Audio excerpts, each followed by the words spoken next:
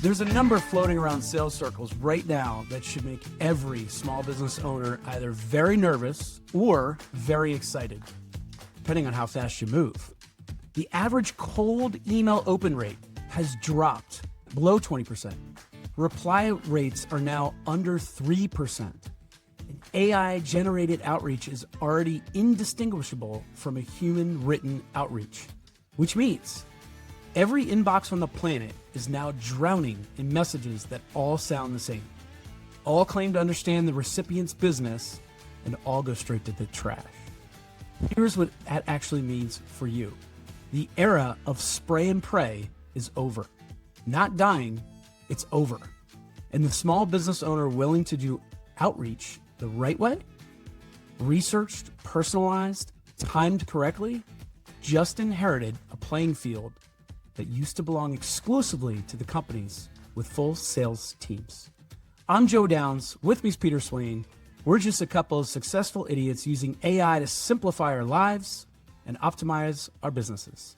Peter, true or false, British outreach is the original spray and pray. You sent ships to 6 continents with the same pitch and hoped for the best. We did all right at it, but still true. Actually, I would wonder if the Spanish conquistadors are the original. Did they conquer more of the world before the Brits? No, I think it was like all that time, like the English, the Dutch. You had the Navy first, the formidable Navy. That's how. But we didn't really have a message. We did. It was, we now own you and we'll make you really wealthy as a result. Whereas the Spanish's message was, God loves you if you bend the knee and take the cross. God, that sounds very anti-religious. It wasn't. It was anti-Spanish. Oh, that's even worse. No comment. Let's just stop there. I'm going to try to save you here. Today, it is why everything that used to work in outreach, cold outreach, is now working against you. And then I'm going to tease out of Peter the AI moves that let a solopreneur or solo operator now outmaneuver a sales team with thousands of contacts. So, Peter, you're on the hot seat here, as always.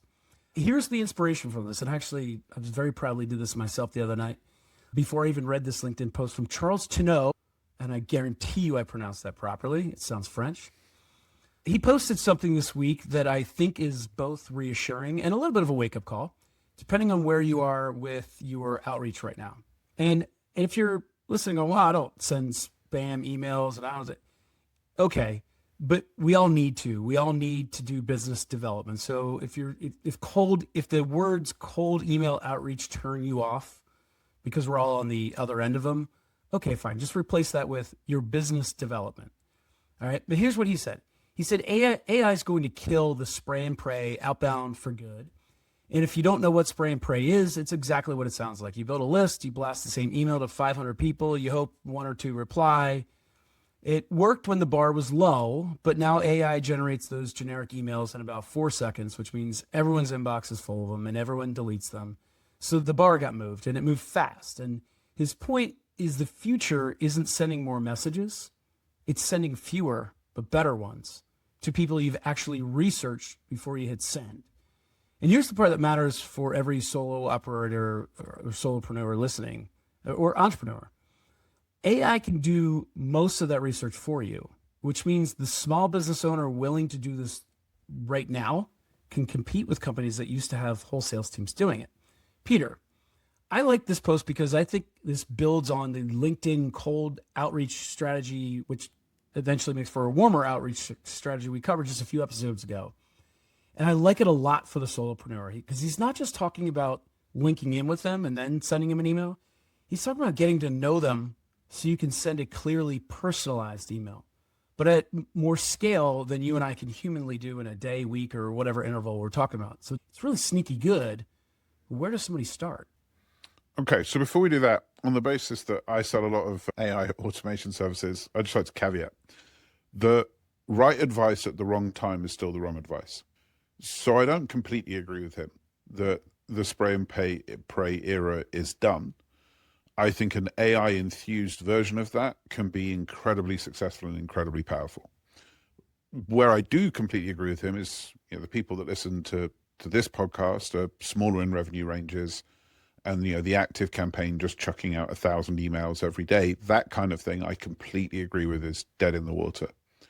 So in the context of people listening to our show, small business owners, entrepreneurs, side hustle, people, starting to make a go of it, I think he's completely correct. So just to put that caveat in the wild. Now, where you start with this is really quite simple. The first thing you have to do is work on kind of a psychology side of things, because we're taught from 6 years old plus that we get rewarded for hard work. And often entrepreneurs wear it as a badge of honor. Like, I worked 80 hours, I worked 20 hours, I worked 16 hours. And we don't mean to, but that's kind of embedded in us. But if we don't want to work 16 hours and 18 hours, what we're going into here is really quite accurate, because I think most people would agree, at least logically, that you'd much rather speak to 4 or 5 people and get 4 sales than try and reach out to 1,000 people and get 1. In fact, I think you'd rather have 4 or 5 and get 4 than reach out to 1,000 and get 10, because the 1,000 still requires 80 sales calls, 40 presentations, 30 proposals in order to get the 10, whereas the 4 and 5 will only require 8 or 10 proposals and presentations to get the 4. Yeah, there's time. So you've got to, for sure. It's 100% time, and it's one of the worst roles in the world. No shows for sales calls are just they're a permanent pain in everyone's life, because it takes your energy away. Stepping back up. So, how could you do this? It's a really simple prompt. So you say something like, "I'm about to reach out to Jim, and this is the easiest way to get this done. This is what he does. This is who he is. This is what we're talking about. This is the goal I have from the call." That's hyper important that you put the intent that you have for the call. Here's a screenshot of his LinkedIn. Here's 2 or 3 posts he just did on Facebook. Go and tell me what you think that his main concerns would be, where you think the conversation's going to go, what I should lead with, what I shouldn't talk about, and give me like a priming, like a dossier, a research dossier on who this person is, how they think, et cetera, et cetera, et cetera. Can I push back on that a little bit? Of course. And maybe this will make you proud of me. That sounded like work. What you just said. Here's some posts, that means I had to go do that research. I don't want to do that. I don't have time for that.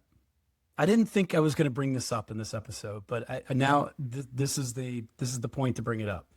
What I want, and maybe this is the answer, but I think you probably have a better way to articulate it, or some different ways to do it. But in the green room before we started recording, I told you that I did something similar to this the other night for my daughter.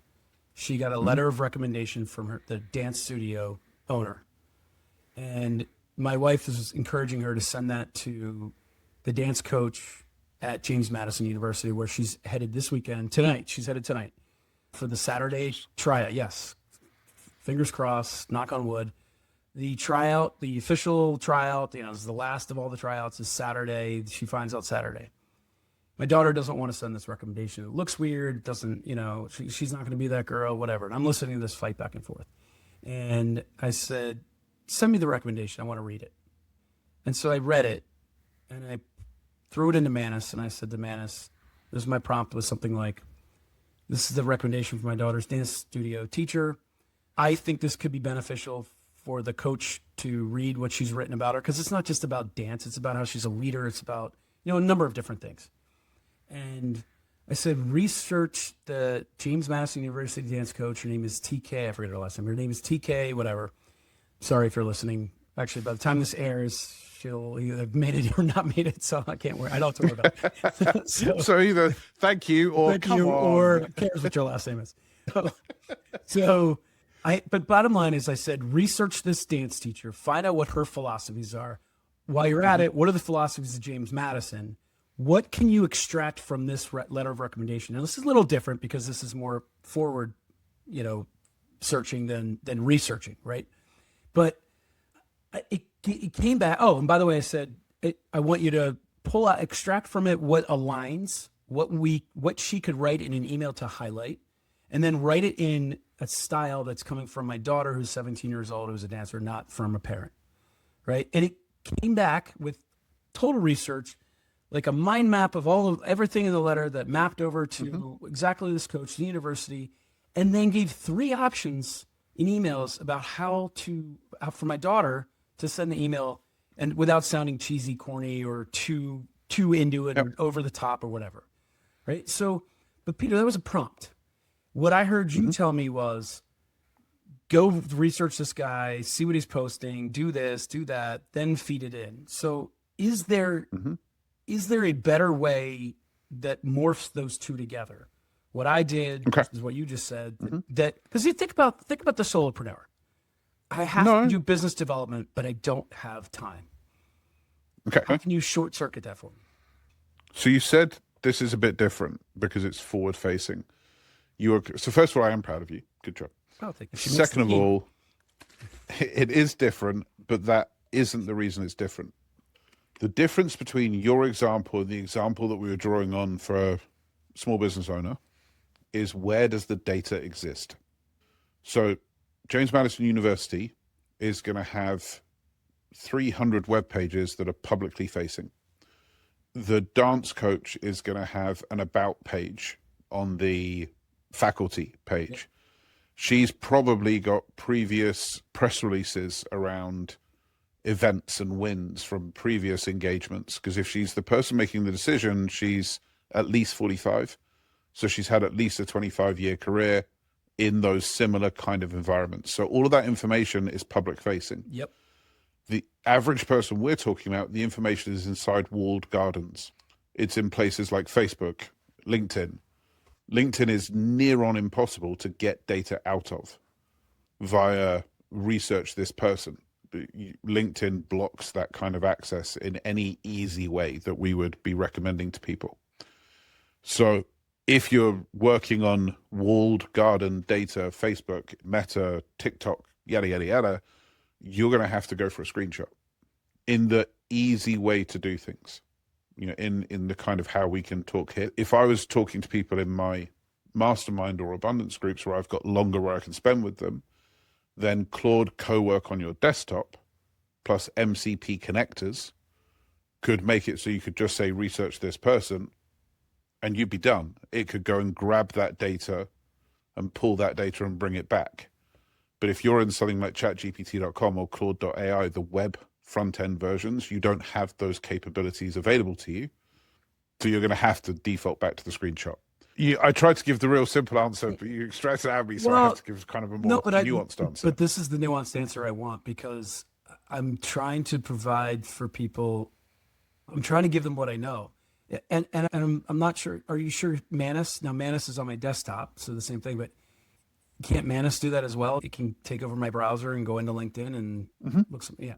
So any of the desktop versions of the software that support MCP connectors can do what I just said. It's the web version. So Manus IM, Claude.ai, ChatGPT.com cannot do what I just said. This is what they need to hear. I think the solopreneur has to graduate from the .ai version. If you're really going Well, it depends where they are, right? So if we're assuming that people are still like, oh, this AI thing's kind of cool, I've heard great things about it, then I would much rather they just get their feet wet in Claude.ai and upload some screenshots. But when you'll reach a ceiling on that pretty quickly, where you're like, okay, more, feed me. How do we get this doing automatically?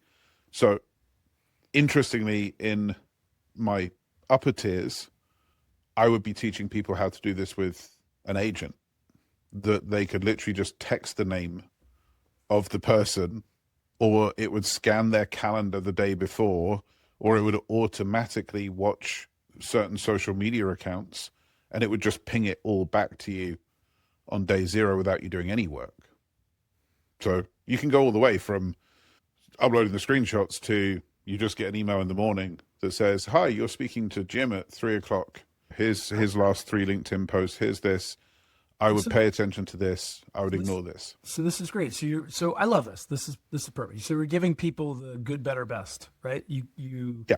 If you're not ready for Claude or Manus on your desktop because you're still just getting your feet wet and you got a meeting coming up, or you haven't had time to really lean into the learning curve, and it's not much of a learning curve, but I'll give you some grace. You haven't had time. Peter just handed you the better way. The good way is you do it yourself and you spend an hour or two and you prepare for that meeting, for instance. And this is a meeting we're talking about in this example, not going to find you leads. That's the good way. Better way, take the screenshots of their LinkedIn profile, anything you can find on Facebook, Substack, YouTube, Twitter, whatever the social media platforms there are. I'm hearing you say the better way is to take those screenshots, dump them into, I guess, any AI, whatever you're using. Mm-hmm. And what's a simple prompt? Just seed people with a prompt so they don't have to. I'm about to meet this person, or I'm about to outreach to this person. My intention is to secure business for insert blank here. Tell me everything I need to know. And how to pitch them even, for instance. Yeah, and I'd say, and fan out and look on the web for any additional research. So this is an interesting thing that we weren't necessarily planning to talk on. There are two ways that you use AI, and at a very, very high level. Way number one is an area that you don't know what you're doing. Way number two is an area that you do know what you're doing. And it's really a very, very different approach.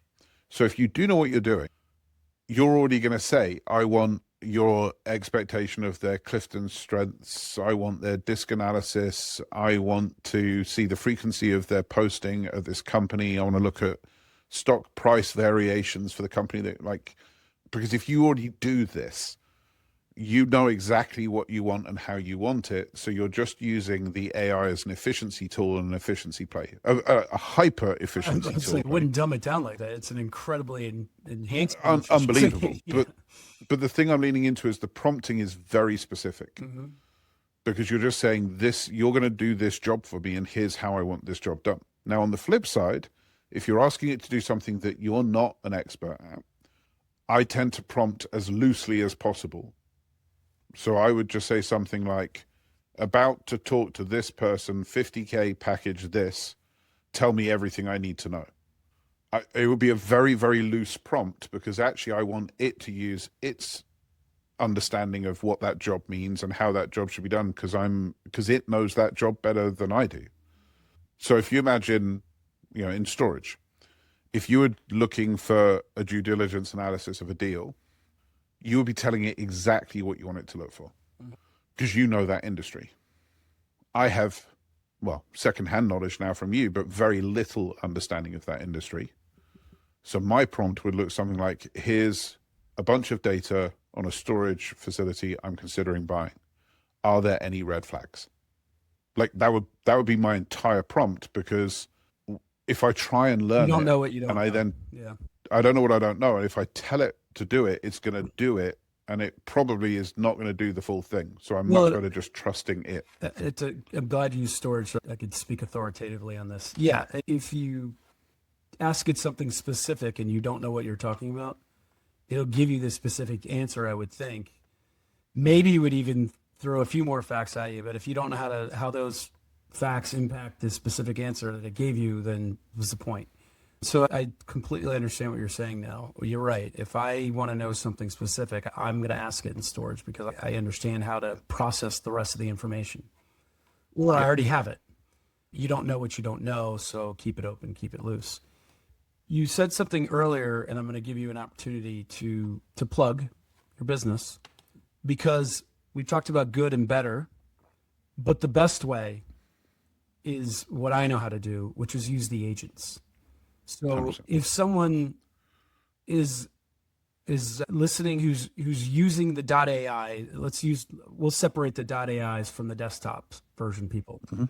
and they're interested in taking that next step. How can you help them? How could you help them? Could you implement something for them? Like, hey, Peter, I loved what I heard you say.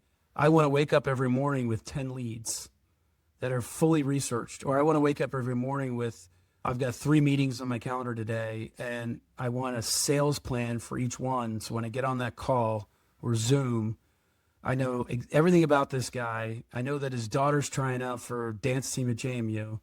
And I know, he's interested in this, he's not interested in that. And tell me how to pitch him, because his birthday's in September, so he's a Libra, and he's hard hit. I don't know, whatever. But if they're looking for that level of stepping up their game, and they should be, how do they even approach that? How can you help them?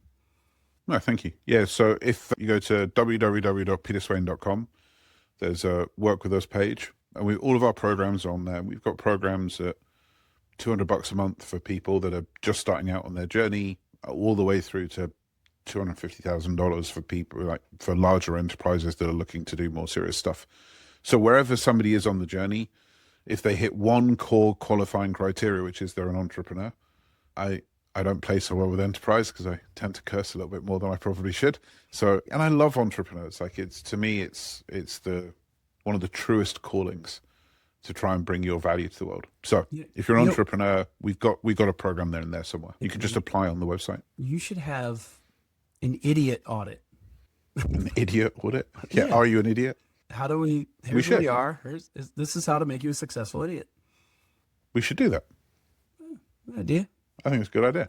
Well, AI should do that for me, but yeah. Exactly. Well, you should create an agent that does it for us. All right. So this leads to, my head went immediately here when I started thinking about all of the things you could do. Like, especially when you pass the idiot audit, you're through the idiot audit, and you've got your agent set up, and you're in business, you're humming. From a timing perspective, this is where I have more on that later. People already know I'm messed up. From a timing perspective, and this is where my head went with this, is there a risk that you come across as creepy if you're too on top of what someone has posted? So in my previous life, I built out a booking system for hotels. And what we did is, it was quite clever. You know when it says call this number at the top of the website? That number was uniquely generated for you. Really? We had a pool of 500 phone numbers. And when you hit the website, we'd use cookies to paint your browser, and we'd then replace the number at the top. So when it said call this number, we knew who you were, what previous bookings you'd done, what pages you'd looked at on the website, where you'd come from, how often you'd come back, and all these wonderful things. It was phenomenal. Technically, it was phenomenal. It's not creepy at all. Keep going. You'd call up the hotel and they go, hey, Joe, how was your last stay in Calgary? And yes, it was creepy. No one liked it. It didn't work. So what we taught the agents to do with that, this call center agent, so I think the same logic applies here, is instead of saying, hey, Joe, how was your stay in Calgary? They would say, hey, thank you for calling. Do you mind if I take your name? They already knew your name, but do you mind if I take your name? Cool. And do you mind if I ask if you've stayed with us before? And they'd go, yeah, no. Yeah, I stayed with you recently in Calgary. Now, they already know whether you had a good stay or a bad stay, so now they know whether to ask the next question or not, which is, and how was your stay? Mm-hmm. Right? So what we did was change the assumptive of stating the fact into the question that would get the customer to say the thing we wanted them to say. So we still had a layer of intelligence, but that layer of intelligence led us to be able to ask the right question. Now, there's another fun thing to do if you want to extend this research model out a little bit, and that is to do it with people at a conference. Talk to me. So if I go to like a 2-3 day event, I will say, hey, do you mind if we grab a selfie? People go, no, sure. I take the picture. And then I chuck all the photos into Gemini at the end of the night and say, find me one talking point about everyone that I've just given you a picture of. From a photo? Because it's got their company on their name badge. Okay. So as long as you can read the name of the company and the name badge. Yeah. Wow. So when I walk in the next day, I go, I know where they've worked, who they worked, what. So I remember one, it was like the VP of Visa, and it told me the last 5 events they'd been to and the keynote that they gave at each of those events. So I'm not saying I pretended I was at one of those events, but if I'd chosen to pretend I was at one of those events, which obviously is actually what I did. I'm thinking about all of the sequences from there that could follow if you set up a system like an email system. You could have an agent that as soon as you send it the photos, it does that lookup, sends you the information back. And in the first batch of photos, it asks you when is the event running from and to, or it looks on your Google Calendar to find out. And then at the last day, it says, these were the 22 people. Which one do you want to follow up with? Which ones just need a thanks, it was great to meet you, versus which ones need the let's see if we can grab some time. And then couldn't you have it link in, try to link in with them, and then start a sequence? If you're on with a them? desktop mode, yes. But just think about that. So take that back to the couple episodes ago where if we link in, we're 4 or 5, I forget the number, 4x or 5x times more likely to have success with that person if we're linked in and then we send them an email. Here it's, hey, it was great to see you at this conference. By the way, couldn't you send a picture of the two of you together since you have it? Link in with them, connect on Facebook or follow them on Instagram and Twitter, if to the extent you can find that information, if they make it public. I mean, look at all those touch points. And Somebody you're gave only me doing a that- link. Hold on one second. You're only doing that, to your point a second ago, if that was someone that warranted it, because some of those people are going to flag as, yeah, there's no business. You're actually competitors. There's nothing you guys can do to. Okay, great to meet you. See you later. Or just connect on LinkedIn because, why not connect? But think about that, the power of that sequence. And I think that's what he was talking about in his post is like, he didn't even have this in mind, what you just said, right? You're right. That was a dark secret, but in a way he did, because his point was find other avenues, find 100%. other ways to connect with people. It doesn't have to be just LinkedIn. The only limit, and I think we've said this a few times, but it's always worth re-saying, the only limit on what AI can do in the knowledge world, so in digital, the only limit is your imagination. And your imagination is so pre-trained on what is possible. Like if I ask you to tell me a story, it's going to be quite prosaic. Whereas if I ask my 8-year-old to tell me a story, it's going to involve mountains and automatic trucks that become the thing and new planets and weather that never existed. Because the younger we are, the more active our imagination is and the more new stuff we can come up with. And we get trained and framed into what is doable and what is not doable. The right way for anyone to think this through is, well, what would it look like in a perfect world?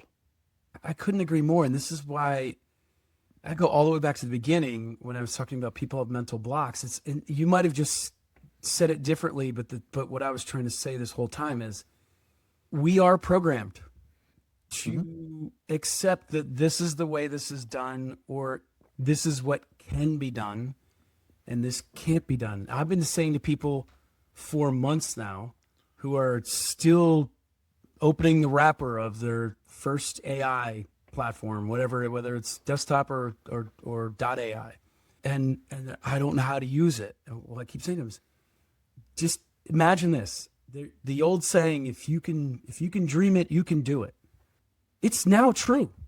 And now, so what I just heard you say, me versus Sam in that example, and you're 100% correct. He's still dreaming. I'm doing less dreaming because we're so programmed. And we need to 100%. start dreaming again.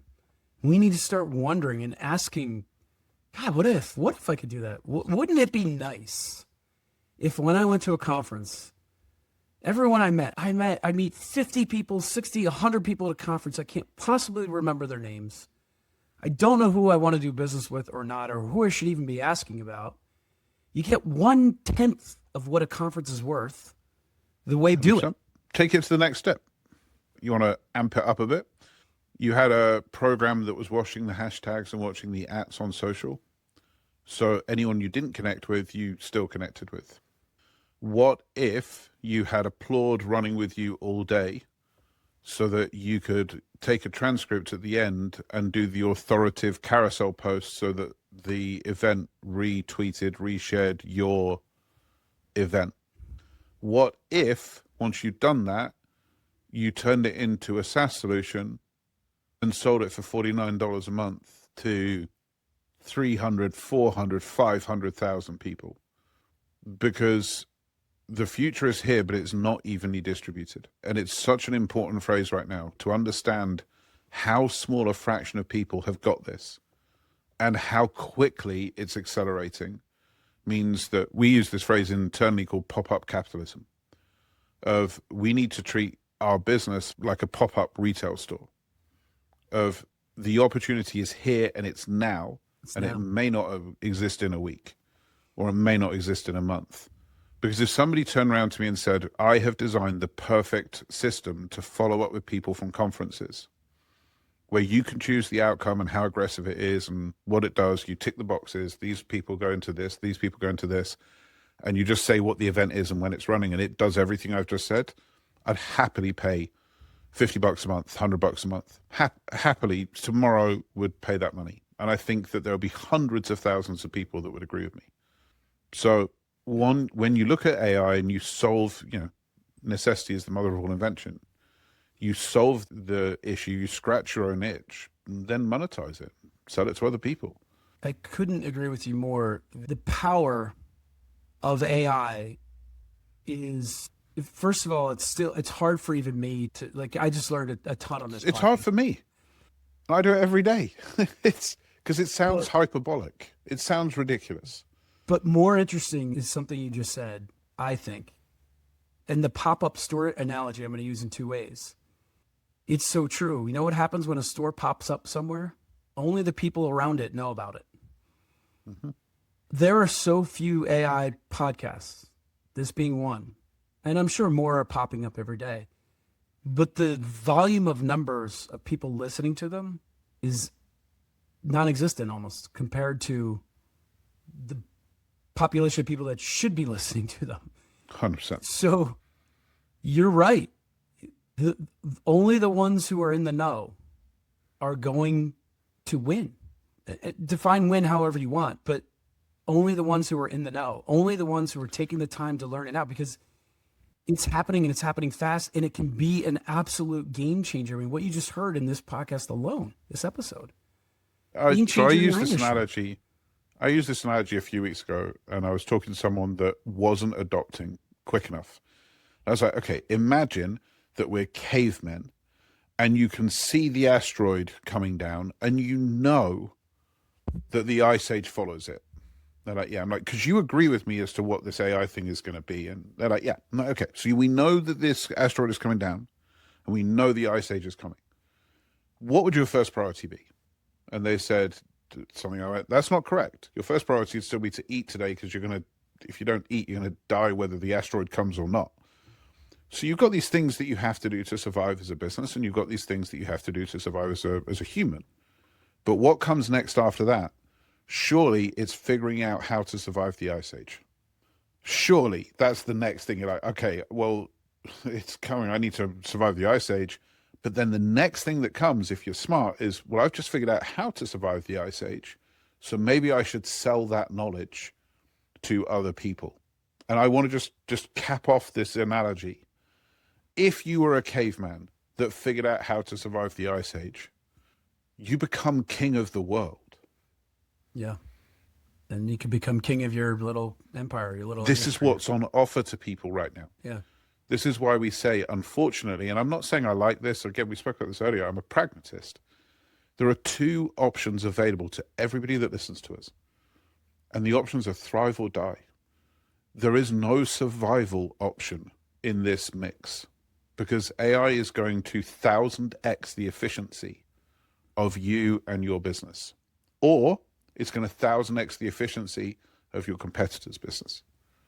So given those two choices of thrive or die, well, I choose thrive. Like that, there's no option. I'm not going to be the person that just gets run out of town because I'm operating at human level efficiency when my competitors are operating at AI level efficiency. So I find it exciting because you fix the problem for yourself, like Lead Strike. You're like, this is the problem I need to solve. Yep. And suddenly you've got a monetizable product that you can go, wow, okay, I think people probably want to buy this because they probably don't want to go through the thought exercise of working out how to fix this for themselves. It's not that they couldn't do it, it's they probably don't want to go through the exercise to do it. And I find it even more exciting for a different reason. I love doing what I do best. I love being in my unique ability as much as possible. And if you don't know what I mean and you're listening, you do know what I mean. Just think about when you're at your best during your day. You're in the zone. You're on a roll. It's doing what you do best, whatever that is. You're an attorney, it's lawyering. If you're an accountant, it's counting numbers. If whatever you're doing, it's probably not business development, unless that's your role, in which case this enhances that too. But what I love about this is it reduces the amount you need to do business development, not just in a linear fashion, in an exponential way, because not only am I getting the people that I want to be in front of so I can be in my unique ability, I'm doing it with less effort, which just gives me more energy in general. But I've now got a filtration system that's making sure I've got the absolute best people in front of me so I can be my absolute best while I'm in front of them. And it's telling me how to, I'll say pitch them, but you know what I mean. How to sell them, how to pitch them, how to present my best unique ability to them. It's not even a choice. This is a no-brainer. In any business, you have to be doing this. If you're not, you're looking at the asteroid and you're saying, hey, it's been fun. It's been a nice ride. Let's eat until we can't eat anymore. The nature of AI means that you have AI working on itself. So the curve is getting quicker, not slower. This is not going to slow down. It's going to get quicker. And that's the bit that I think people miss. Like, one of my favorite examples is, I said 3 years ago, accounting firms are in a lot of trouble because very few people like paying their CPA. They're like, yay, no. And my prediction was that we'd see an accounting firm come out that said that they will file your tax return and they will indemnify you for anything that comes back from the IRS to double the value, because it will be a VC-backed play and it would cost you $100 a month. So they guarantee the best tax return you can ever have, and if they miss anything, they will pay the damages ×2. That company went into beta 3 months ago. There are 460,000 CPAs in North America. When that takes hold, and it won't be for another year until it's ready and up and running, when that takes hold, how quickly does that spread through the workplace? Because I'm going to turn around to you in a room and go, you'll never guess what, I just did this thing. It's amazing. You're straight on it. And then the next person is straight on it. And the next person is straight. It doesn't take long for something like that to go from 0% market penetration to 100% market penetration. And it's going to do your bookkeeping too, I'm sure. And it's going to tell you in real time whether you should sell this or not and take the gain today because of this is happening. Yeah, it's going to be incredible. It's going to be absolutely So the CPA incredible. that just listened to this and went, well, what do I do with that? Connection, community, and trust. Because I'm still flabbergasted that the CPA firms that I work with don't try and optimize my cash flow. What I mean is turning around to me and saying, hey, because our business is 100% online, hey, you're paying 3.5% to Stripe. We've got this partner company that would charge you 2.5%. Just so you know, we do get financially incentivized to make the introduction, but I think it's going to save you 1% literally of top line revenue, which is going to earn you this much money. Would you like us to make you the introduction? Be like, yes, of course I want you to make that introduction. Connection, community, and trust. Yep. CPAs have a very unique position to leverage that and literally make you more money, which means that if they were to ever do that, stop seeing themselves as bookkeepers and accountants, but instead see themselves as financial optimization partners, you would never walk away. You'd be like, yeah, I'll pay you $2,000 a month, a year, whatever you want. If you're going to carry on making me more money by finding me better options of how to spend my money, sign me up. But that shift has to happen now, because if it can be done with a keyboard and done with a mouse, AI is going to do it. Yeah. And bookkeeping and accounting is the ultimate example of that. Couldn't agree more. Want to just add this in at the end here, because we talked about how great it is for us on Outbound, but I want to add this something here because I felt I've been on both sides of this. I've been on the receiving end of spray and pray. We all have. The generic, I came across, this is in storage. I came across your facility and thought would be a great fit. That type of email, that tells me the person never looked at a single thing about my business, right? That's an immediate delete. And I've also done the work the other way. When we're expanding into new markets, I preach building relationships with local operators. So I spend the time understanding who they were before I ever reached out. And that the difference in how those conversations went is night and day, right? The research isn't just a tactic, it's a signal. It tells the other person, I actually took the time.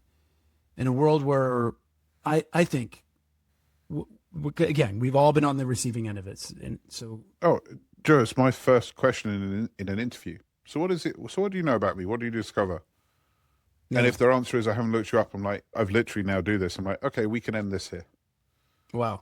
Well, it makes sense, because in a world where nobody takes the time anymore to write their emails and AI is writing it for you, we're smart human beings. We can read through the BS, right? And that's the whole premise behind what we're talking about here is it's still AI, but you can still personalize it. All right. We spend a lot of time talking about how to improve our businesses, and that's extremely important. But think about the other side of it too. And I think, that indirectly makes for a better conversation when you have it, because cold outreach still works. It's getting slimmer and slower and slimmer, but your first conversation from a successful cold outreach is still very cold, right? Sure. And if you start with something different, like, hey, I saw you won the award at that conference we were at. Congratulations. I missed your speech or whatever. I missed your presentation, but I saw you won an award on it. I was bummed to miss it. Hey, congrats. You want to get together for coffee or whatever. Like that goes a long way versus congrats on the award. Let's get together for coffee. Like what? It's not personalized. Anyway, Peter, I didn't see us going in all the directions we went today, but boy, that was exciting. Folks, if you want to go deeper on my business, storagemoguls.ai, for real estate and for self-storage entrepreneurs, just look. And of course, peterswain.com. Pretty soon he's going to have the idiot audit up, and you'll be able to run your business through his audit and figure out how you can improve it. And you'll help them with that, Peter, right? 100%. Yeah, it's, we want people to be on the thrive side of that equation. Really that simple. How much time does it take for me to go from I am not doing any cold outreach because that's not what I do to all of a sudden I've got an AI system built doing cold outreach for me? Approximately how long? As you walk through this, the good, better, best, you're talking about 15 minutes, an hour, 4 hours. 4 hours, and I'm humming. 4 hours to have it so it's humming and it's pulling stuff and writing stuff and pushing stuff to you wherever it is you live. Yeah, 4 hours. Folks, 4 hours. You can't not afford to take 4 hours. Keep the emails coming, dear idiots at successfulidiots.com. Thanks for listening. For Peter Swain, I'm Joe Downs. We are your successful idiots. See you next week.